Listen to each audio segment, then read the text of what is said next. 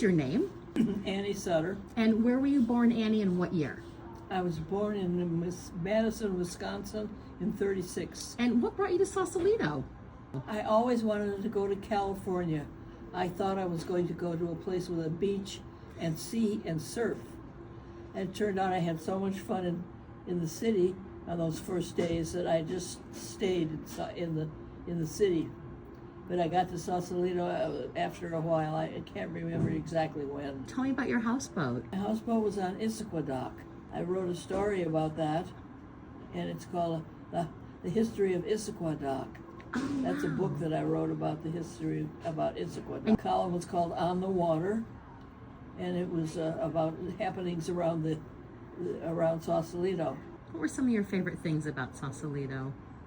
The waterfront, the houseboats. In those days, there was a houseboat manufacturer named Forbes Canoe, and I would take groups of my friends out to Forbes, and we will have parties and bring food and drink and have a big time. Built a houseboat that was like an island.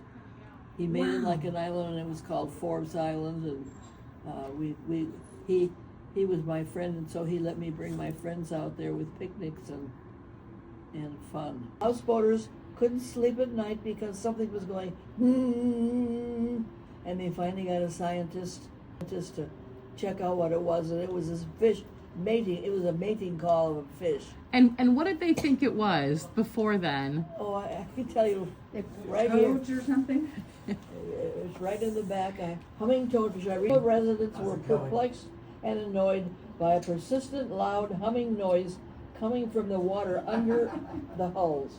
There was much speculation as to the source.